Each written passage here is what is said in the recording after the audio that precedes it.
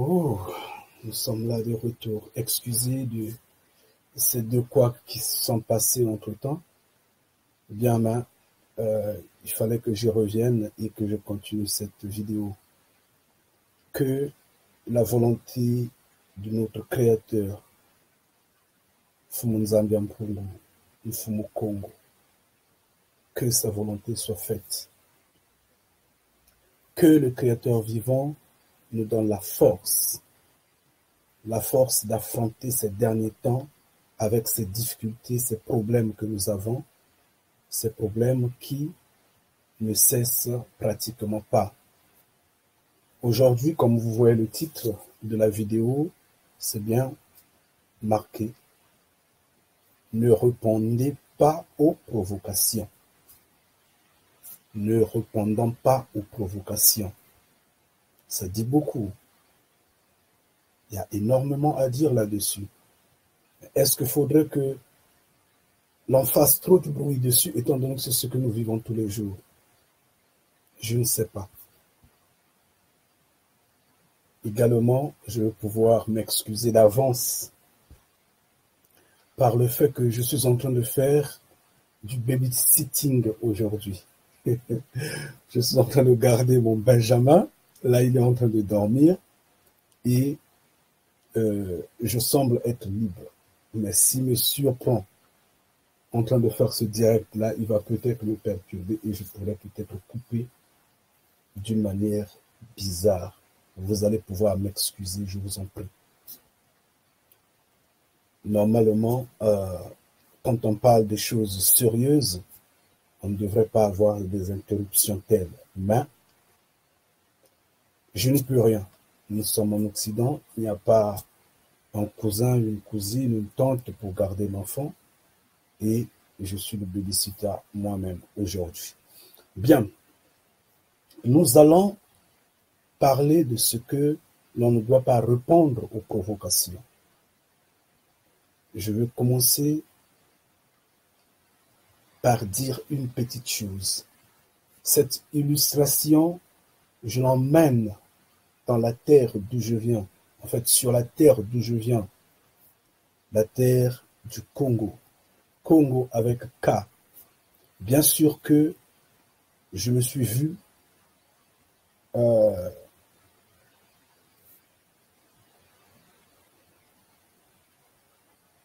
dans la petite partie de cette terre-là. Qu'est-ce que je remarquais? En 1993, 93, 94, 95, 96, 97, il y avait un homme politique chez nous qu'on appelait Kolela, Bernard. Ce monsieur a créé un culte de personnalité. Et il y avait un autre qui était président de la République. Celui-là, on l'appelait Pascal Lissouba. Pascal Lissouba. Je crois que vous en avez entendu parler. Celui-là de même, en dépit de ce qu'il était président de la République, il avait également son culte de personnalité. Il y avait des milices qui militaient pour eux, des hommes qui étaient prêts à en découdre pour leur vie. Donc vous êtes né, vous avez votre vie, mais vous la donnez pour une personne qui vous ressemble, qui a peut-être la même durée de vie que vous. C'est bizarre. Puis, il y avait certains d'autres, comme il y avait également Sassou Nguesso, celui qui est au pouvoir aujourd'hui. Maintenant, qu'est-ce qui se passait? Dans le quartier de Bakongo, où je vivais, dans la zone sud, on remarquait que les ninjas développaient une certaine, comment je peux dire, un attachement tel à, en fait, à glorifier leur personne, leur idole, leur homme politique. Il n'y avait pas d'entreprise, il n'y avait pas de débouchés, je ne sais comment et quoi. Tout le monde vivotait. Mais il y avait du gazon. Vous connaissez le gazon, non? Le gazon qu'on a dans la pelouse. Qu'on avait planté. En plus, je dis, charitablement. On avait demandé à la population de le faire. Les parents se sont retroussés les mains. Ils ont planté du gazon le long de la voie publique. Donc, vous voyez, vous prenez le goudron à deux sens, séparé par une bande, une grosse bande qui peut être utilisée comme un couloir, qui peut être utilisée comme une voie de métro, je ne sais pas, de tram, quelque chose de ce genre. Et c'est cette bande-là, ce corridor-là, qui s'est vu planter le gazon. Et ça faisait un beau décor, un décor verdoyant. Pourquoi je raconte tout ça? Je vais montrer une image. Et ces ninjas-là n'avaient rien à faire autre que surveiller le gazon-là. Vous voyez combien et comment on joue avec l'esprit de l'homme? Comment on rend l'homme idiot et primaire? Il ne surveillait que ce gazon-là. Si par erreur quelqu'un traverse le goudron et marche sur ce gazon-là, ne respecte pas le zebra crossing, en fait, l'endroit propre à traverser, cette personne-là se voyait vraiment fouettée à tel point que ça faisait pitié. C'était un manque d'amour total. Mais eux, ils rendaient, en fait, comment je peux dire, ils servaient la personne qui les dirigeait. Ils servaient cet état imaginaire dans leur esprit. Et finalement, quand en 97, une autre milice, notamment celle de Sassou Nguesso qui est au pouvoir jusqu'à aujourd'hui, arrive en force, balaie, et celui qui était au pouvoir, et ceux qui tapaient leurs propres parents à cause du gazon sur lequel ils marchaient, le gazon qui n'est que de l'herbe, c'est pitoyable. Tous sont partis. Sassou et sa milice a pris le pouvoir. Là, ils sont au pouvoir. Le péché des ninjas avait grandi. Et il était question qu'il soit balayé. Le péché des cobras a sûrement grandi parce que eux-mêmes, quand ils sont arrivés, ils ont fait ce qu'il fallait faire. Et par après, le même monsieur qui les avait emmenés a fait appel aux mercenaires qui les ont contrôlés, qui les ont diminués, qui ont tué certains. Et finalement, il n'y a plus eu de cobras, il y a eu des mercenaires. C'est vrai que les cobras existent encore dans leur esprit, mais néanmoins, ils ont été balayés. Il n'y a que des mercenaires. La violence qu'ils ont pratiquée sur leurs propres parents n'a pas payé. Ils ont tué leurs parents, ils ont tapé leurs propres parents, et finalement les étrangers sont venus, ils les ont dominés. Et maintenant, la terre est dans les mains des étrangers. Pourquoi je parle ainsi? Je suis en train de voir ce peuple noir. C'est pourquoi je dis, ne répondez pas aux provocations. Ce peuple noir qui se chamaille pour des bêtises, pour des choses à dormir debout, pour des choses qui ne changent même pas un centimètre de notre vie. Vous allez voir tel groupe qui se soulève contre tel autre. Il y a des musiciens qui arrivent, qui vous perturbent, voulant faire un concert. Les combattants se lèvent. Non, il n'y aura pas de concert. Oui, on marche. Oui, d'accord. Les gens ne sont pas unanimes là-dessus.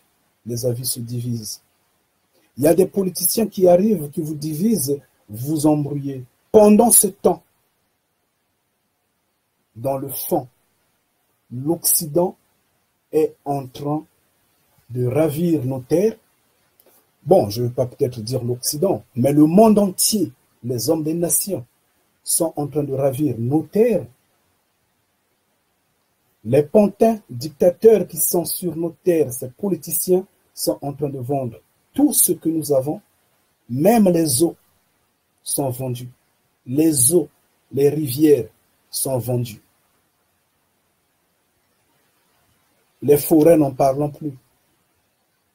Les matières premières sont évaluées seulement comme ça. Il suffit qu'ils aient leur poche, en fait, de l'argent dans leur poche. Ils s'en passent. Petit à petit, nous sommes en train d'être délogés de notre terre. Petit à petit, nous risquerons de ne plus rien avoir, de nous retrouver éternellement en Occident. J'ai toujours dit ceci. Dans ce combat, on ne pourra jamais s'associer avec l'homme occidental et avoir une victoire. C'est impossible. La victoire ne peut venir que des cieux. Ce n'est que Mfumunzambi Mpungu qui peut nous aider. Nous n'avons pas d'armée. Nous n'avons ni armes de dissuasion, notamment armes nucléaires, armes atomiques. On ne peut pas faire face au reste du monde. On ne peut pas. C'est une impossibilité. Nos matières premières, on va les ravir. Nous n'allons rien faire. Sur nos terres, on va nous chasser. Nous n'allons rien faire. Nous n'avons pas de contrepoids. Mais le contrepoids vient des cieux. Et c'est pourquoi, en observant le système religieux en place, on dit c'est des trompeurs. Parce que si ce Dieu-là, esprit omniscient, omnipotent, omniprésent, cet esprit-là, celui qui est imaginaire, celui qui vit dans les tiroirs du Vatican, s'il existait, l'Africain allait être libre. S'il existait,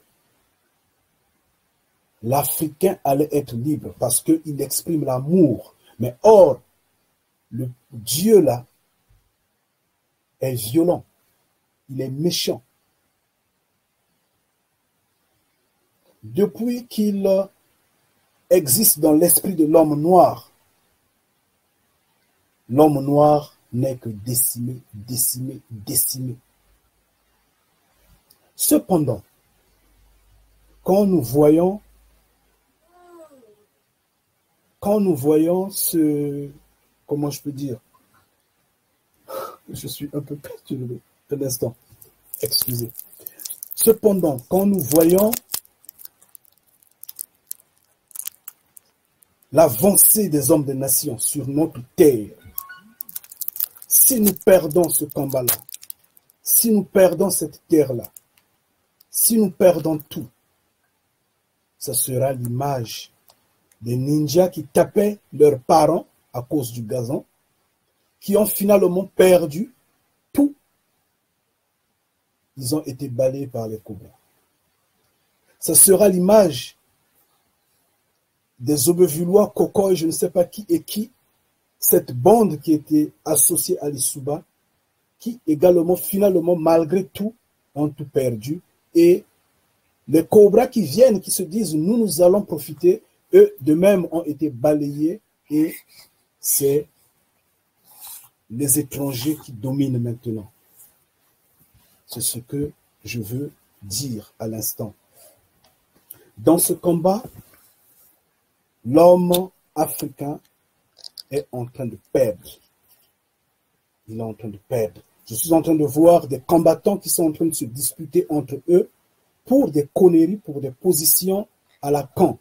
Aujourd'hui, par exemple, si nous prenons les Nations Unies, est-ce que quelqu'un peut compter encore sur les Nations Unies? Franchement, la communauté internationale. Vous pouvez encore compter sur la communauté internationale? Vous, Africains, vous, Noirs. Depuis toujours, c'est cette communauté internationale-là qui a divisé l'Afrique. Nous étions pratiquement une terre, un même peuple. Sans violence, sans méchanceté. Mais si aujourd'hui, l'homme raciste ne va pas hériter les cieux, mais notez que l'homme tribal de même ne va pas hériter les cieux. Mais qu'est-ce qui a rendu l'homme africain tribal? N'est-ce pas l'homme des nations? N'est-ce pas cette communauté internationale? Soyez prudents. Je vous ai toujours dit, le combat, on ne va pas le gagner tant que l'on ne pense qu'à vivre dans la main de l'Occident. C'est une impossibilité. Zakale Tchingé, s'il te plaît, Léon voir. Hein? Pardon. Excusez, je vous en prie. Donc, le combat, on ne va pas le gagner tant que l'on va rester dans le sphère de l'Occident. L'Occident, c'est comme je ne sais pas quel animal je pourrais dire. Concret là. Ouais, c'est même ça. Il souffle et il mord. Aujourd'hui, on est en train de voir qu'on est en train de nous tuer partout. On est en train de nous arrêter ça et là. Mais on le fait dans des milieux publics. Qu'est-ce que ça montre? Ça joue sur notre esprit. Ça nous provoque.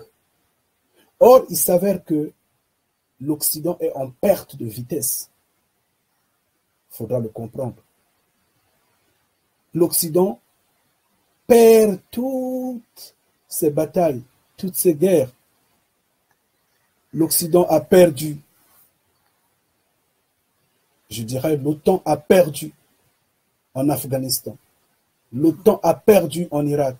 L'OTAN a perdu en Syrie. L'OTAN a perdu, est en train de perdre, comme toujours au Yémen, en Libye. D'où nous leur réclamons de libérer notre Gbagbo. Qu'on ramène Gbagbo à la maison.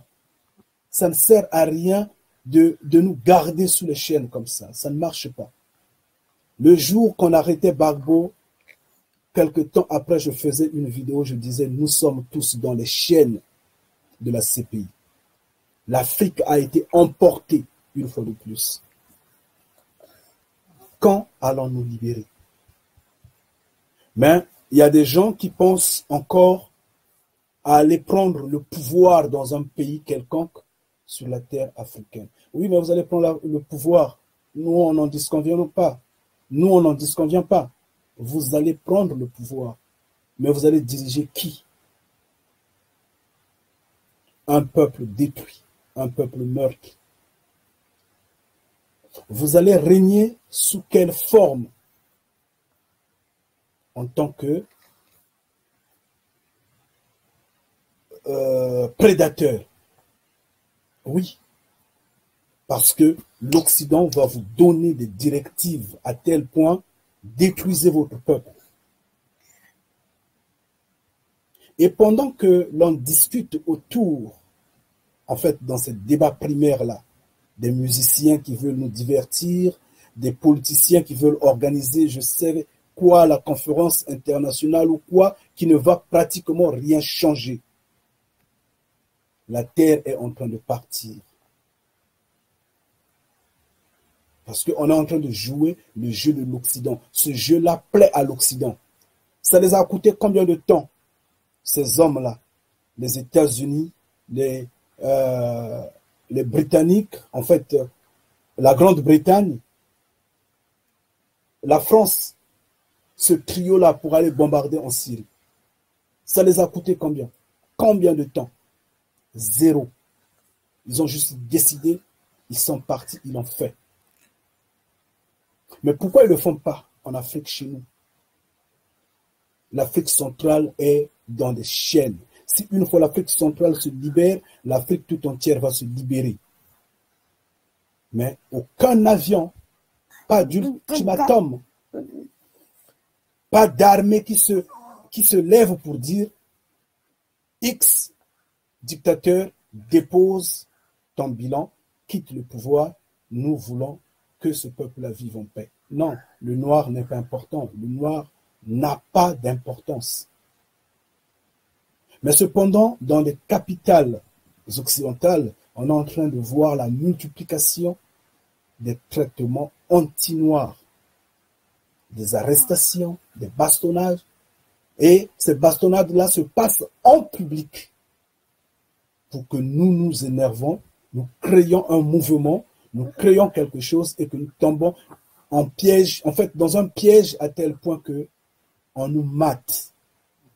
C'est pourquoi je dis, ne répondez pas aux provocations. Nous sommes en une période très sensible. Ils sont en train de se battre avec la Troisième Guerre mondiale qui semble arriver. Là, si la Russie n'a pas joué de sagesse, ça allait déjà commencer. Et également, eux, sachant que c'est très sensible, ils sont partis bombarder en Syrie, ils ont évité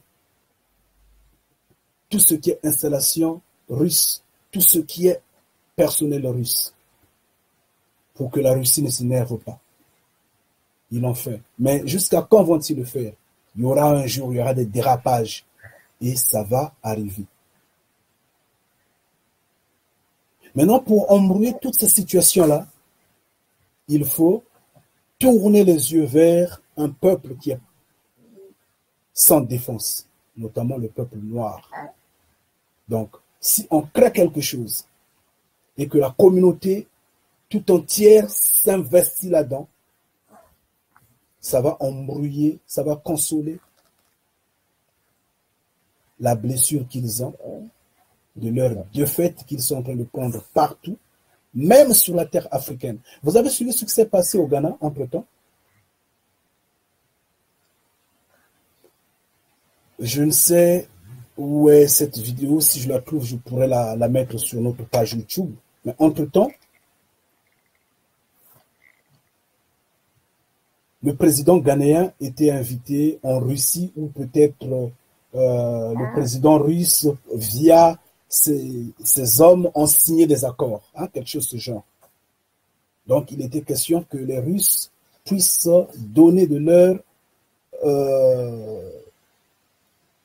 expertise, de leur savoir, de leur l'investissement et autres quoi au Ghana.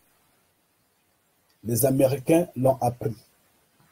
Trump, la semaine qui suivait, a engagé des discussions avec le gouvernement ghanéen en proposant 20 millions de dollars. 20 millions de dollars seulement, même si personnellement je n'ai rien. Mais cette somme-là ne pèse pas devant le peuple africain, devant un État africain. Mais ils ont proposé 20 millions de dollars pour former l'armée ghanéenne, pourquoi installer une base militaire au Ghana. Nous, ça c'est peut-être d'une manière officielle, mais nous savons que les États-Unis sont dans 53 pays sur 54 en Afrique. Ça au moins nous le savons. Le président ghanéen a accepté. Mais quand le peuple l'a appris, le peuple s'est levé et il s'est mis dans la rue. Et le gouvernement ghanéen a reculé. Ça date à peine d'une semaine. Le gouvernement ghanéen a reculé face à ce que il fallait que l'armée américaine puisse mettre pied au Ghana. Donc c'est pourtant dire que le peuple est en train de s'éveiller. Mais or, quand un peuple s'éveille, il faudrait que tous nous nous éveillons au même moment. Nous nous levons au même moment pour les mêmes intérêts. Et là, nous devenons une force. Mais quand ce n'est qu'un coin, comme l'on dit, vous balayez votre maison et un coin de votre maison est sale. Votre maison tout entière n'est pas propre. Elle est sale. C'est comme ce peuple-là. Au Ghana, ils ont avancé cette mentalité. Ils ont réagi contre, soi-disant, la première puissance militaire, qui n'est plus la première puissance militaire, nous le savons. Depuis un mois, la Russie a mis sur table des armes qui sont plus sophistiquées que jamais et la Russie est en tête de tout. Mais sauf que les États-Unis est un morceau à craindre. Ils ont une force de destruction et une mauvaise foi à détruire tout ce qu'ils envient. Donc, ils sont capables d'embrouiller la situation comme ils ont embrouillé en Syrie. Ils ont perdu la guerre, mais ils sont partis bombarder. Pourquoi ils sont partis bombarder? C'est pour juste embrouiller. Parce que c'est le grand du quartier, il se dit, médaille Kouyaté, que je ne fasse pas tomber la médaille, que je demeure, que moi, qu'on parle que de moi. Mais il n'a rien, il n'a plus rien. Pas d'argent. Plus d'argent, il n'a plus d'argent.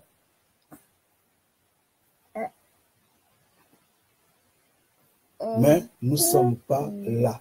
Ça, c'est leur problème, c'est la nation, les hommes de nation et leur monde, leur communauté internationale. Moi, j'ai toujours dit ceci. Nous sommes un peuple fort.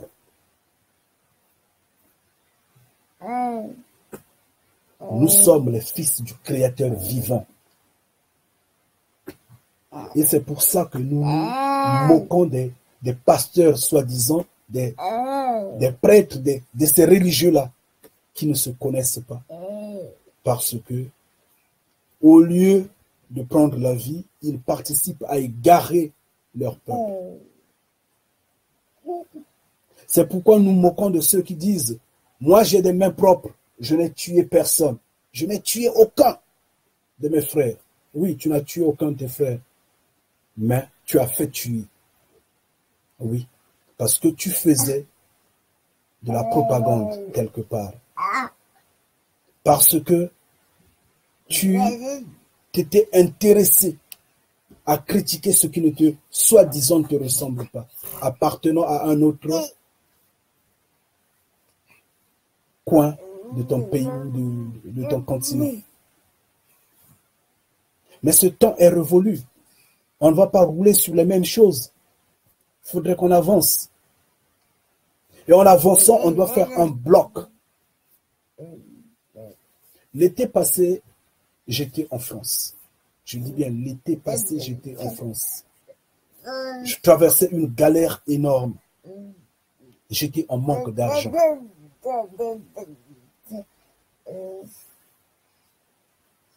Des frères et sœurs, pas des bénis de Ya, pas des bénis de Ya, des frères et sœurs de la communauté congolaise ou africaine m'ont fait savoir qu'il y avait des vendanges qu'il fallait faire, que c'était de l'argent facile.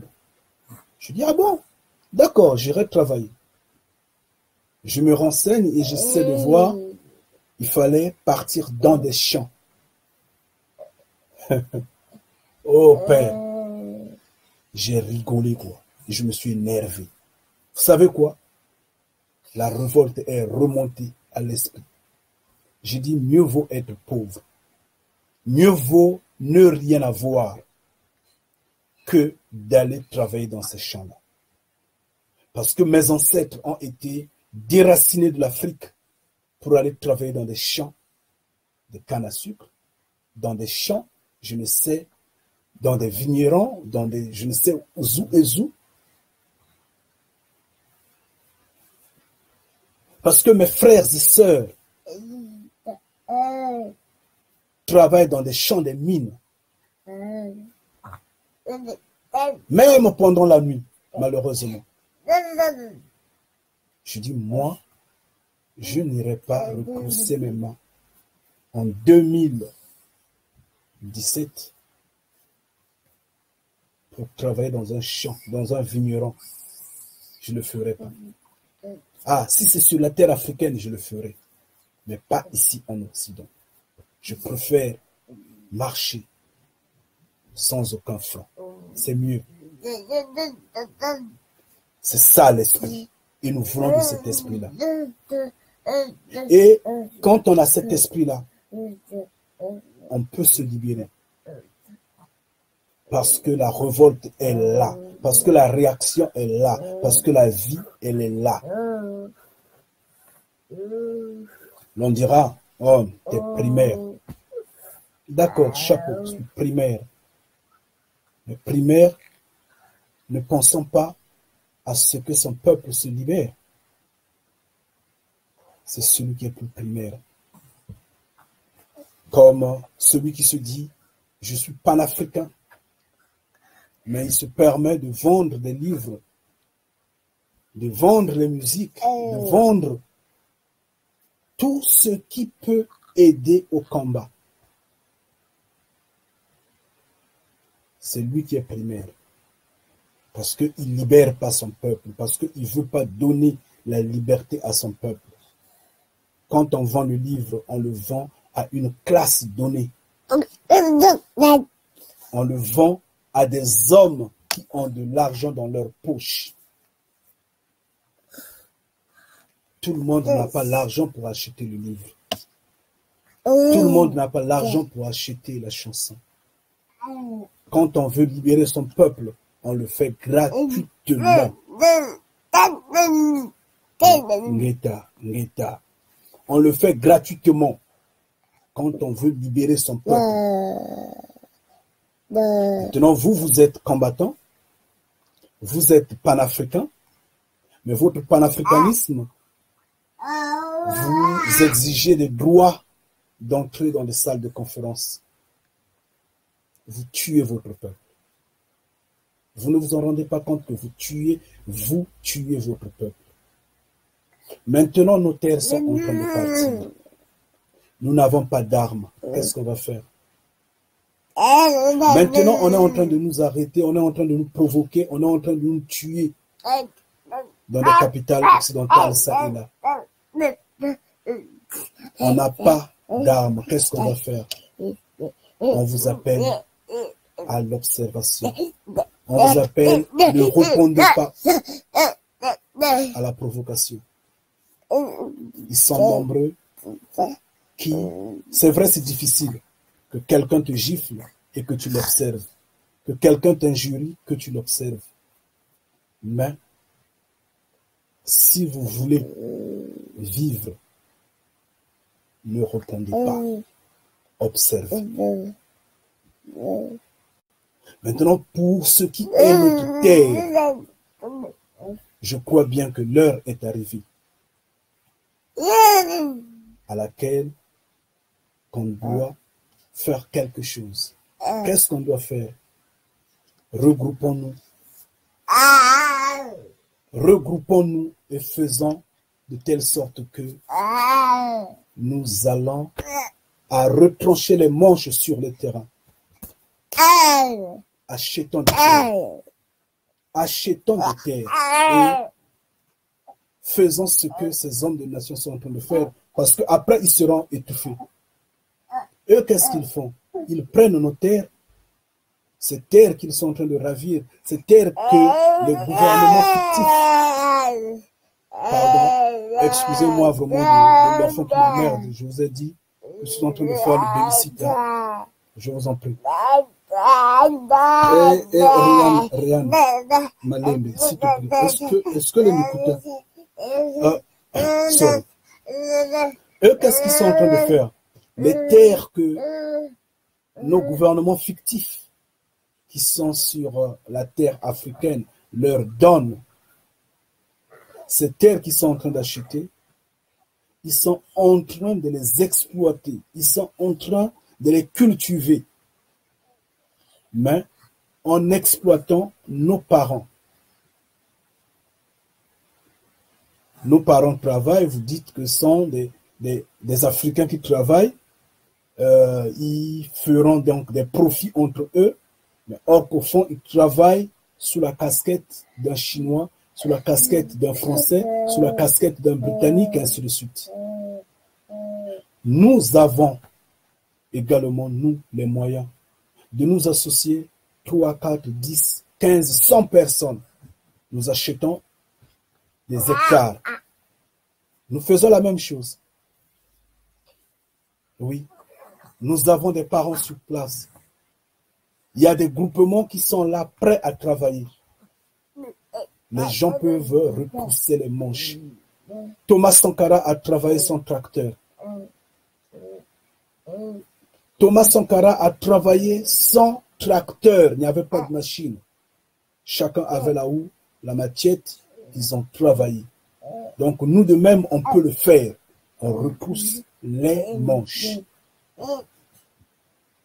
On achète des terres et on cultive. Une fois qu'on va commencer à manger,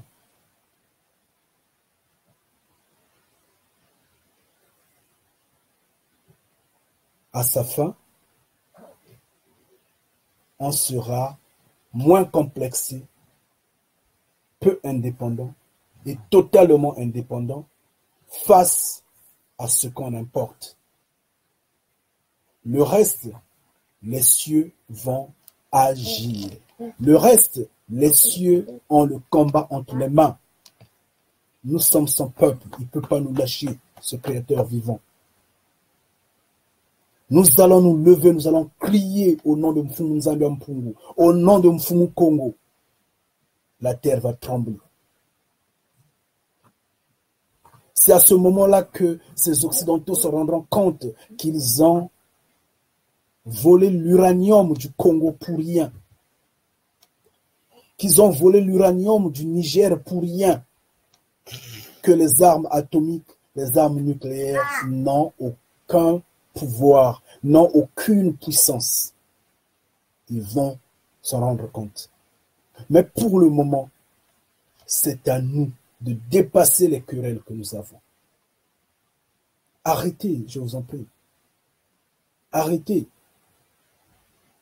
Tous ceux qui restent dans le divertissement d'être à la suite des dictateurs, des dictatures, à la suite des Occidentaux, laissez-les.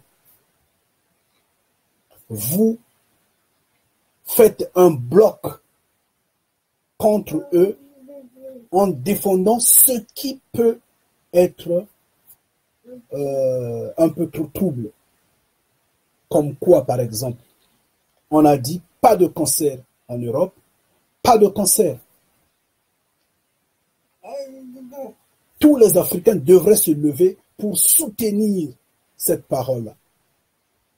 Même si au Sénégal, il n'y a pas de problème, si un Sénégalais vient pour faire un concert, tous les Africains disent, nous ne voulons pas, nous voulons que nous soyons réfléchis. Arrête, fais ta musique en Afrique, nous, on pense développement. Ça, c'est une loi, ça reste comme ça. Maintenant, ceux qui sont à la suite des dictateurs, c'est eux-mêmes qui vont laisser tomber leurs mains. Parce qu'ils auront honte, parce que et les dictateurs et l'Occident, ils vont couler. Mais si nous, on rentre dans leur petit conflit-là, à discuter, oh non, mais vous aviez fait quoi dans le passé? Oh non, mais nous, on gagne maintenant. Ah, nous sommes au pouvoir. Ah, nous faisons ça. C'est un jeu primaire, ça avantage l'Occident. Et si l'Occident, comme l'Occident a des moyens, malgré ce que l'Occident est en faiblesse maintenant, en perte de vitesse, S'ils trouvent l'occasion de se relever, alors l'Occident fera de telle sorte que nous soyons balayés. Et ceux qui soutiennent les dictateurs, et ceux qui ne les soutiennent pas, nous serions tous à la porte. Nous serions tous loin de l'Afrique. Nous n'aurions plus rien à gagner de cette terre-là. Donc, nous qui avons compris, essayons de nous lever différemment.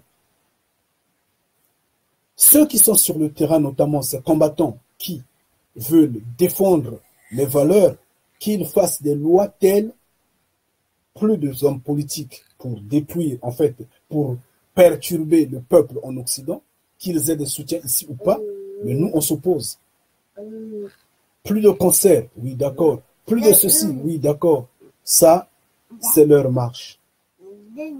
Ceux des nations, qu'ils suivent les nations. Que chacun soit sur son chemin. Mais s'ils sont réfléchis, qu'ils voient qu'ils se rendent compte que la terre est en train de partir. Aujourd'hui, c'est bien, on est fort. On peut se défendre.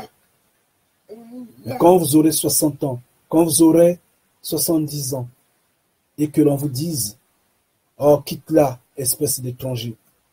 Tu es en Occident et tu te rends compte que tu ne peux plus repartir sur ta terre, que tu n'as plus rien à gagner sur ta terre. Vous voyez ce que ça fait? Je vous en prie. Je ne suis pas venu prêcher Mfumunzambi Mpungu aujourd'hui. Aujourd'hui, je suis venu parler juste à mes frères noirs. Vous dire, la terre est en train de partir. La terre est en train de partir. On devrait se lever, on devrait être unis pour la défendre.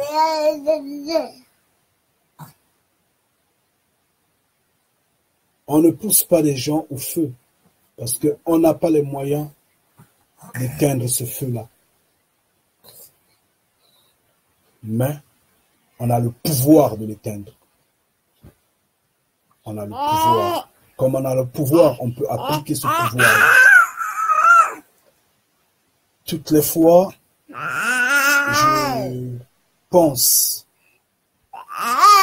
que je veux vous quitter. Parce qu'en fait, je vous prends un peu trop de temps.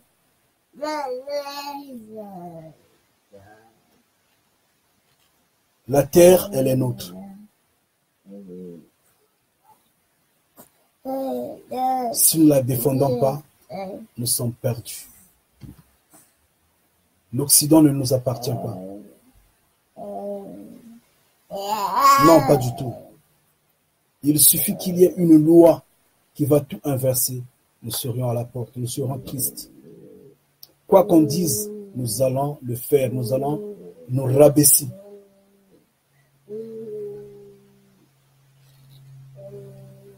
Mais on ne viendra pas nous donner des lois en Afrique.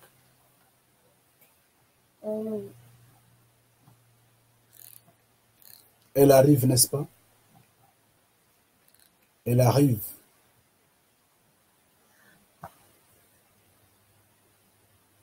La guerre, elle arrive. Elle va arriver. Quoi qu'il arrive. Vous savez, la durée d'un roi, c'est 70 ans. Selon la Bible. Mfumunzambi Mpungu dit, la durée d'un roi est de 70 ans. L'Occident a fait 70 ans sans guerre, en dépit de la guerre de Kosovo. Et se sont enorgueillis, non? 70 ans. Là, nous sommes à la 73e année, sans guerre. La durée d'un roi est de 70 ans. Et donc, il y aura des tremblements. Il y aura des tremblements, mais tout en notant que entre eux, ils ne vont pas se battre. Ils vont s'associer C'est-à-dire que malgré ce que... Pardon, excuse-moi. Ça excuse. Malgré ce que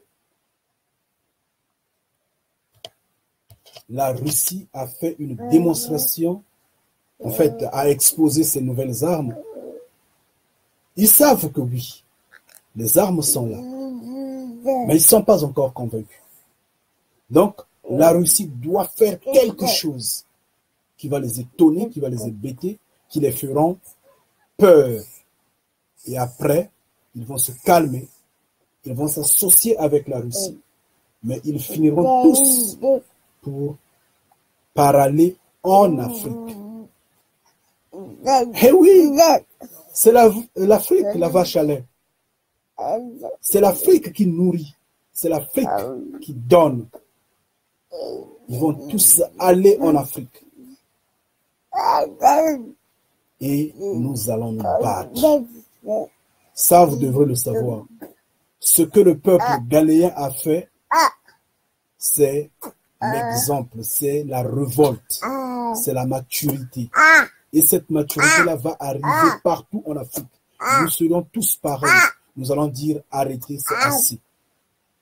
Ça va s'exploser. Et c'est là où vos dictateurs-là, les dictateurs-là, finiront par disparaître eux-mêmes. Et vous devrez vous souvenir toujours. Je vous ai dit, si vous ne faites pas attention, je parle à ce peuple qu'on appelle maintenant soi-disant Congolais. Nous connaissons Congo, les Congos. Mais eux, on les appelle maintenant, on a ajouté le lait. Donc, on les amoindrit, quoi, sans pouvoir. Un peuple perdu. J'ai dit, si vous ne faites pas attention, Sassou Nguesso risquera d'être le dernier président de cette petite partie de terre du Congo. Si vous ne faites pas attention. Parce que vous vous intéressez seulement aux conneries, aux bêtises pendant ce temps, il avance et il tisse les liens, il retisse les liens avec ses soutiens, les Occidentaux. Mais pendant ce temps, la fin est en train d'arriver. Faites attention. Bien, chers frères et sœurs, chers Bénidoya, chers Africains, chers parents, je vais pouvoir vous quitter. S'il y a des questions, je vais les répondre. S'il n'y a pas de questions, je vais pouvoir vous quitter. Mon frère José Mpoiti, merci, sois béni, que Mfumu Congo te bénisse. Mon frère Kwadjo, nous sommes ensemble. Que Mfumu Congo reste la référence. Maman Feza. Bon, je sais, je vais suivre. Naïbi Kaka. Nous sommes ensemble, quoi. Mon frère Bernard Mpungi, je suis avec toi. Je te soutiens. Ngeta. Bien, je vais vous quitter donc et je continue à faire mon babysitting. Le petit est en train de m'emmerder là, donc excusez-moi. Bientôt vraiment. Hein, Ngeta, ta Yokanza. Hein? Ngeta. Ok, à très bientôt vraiment.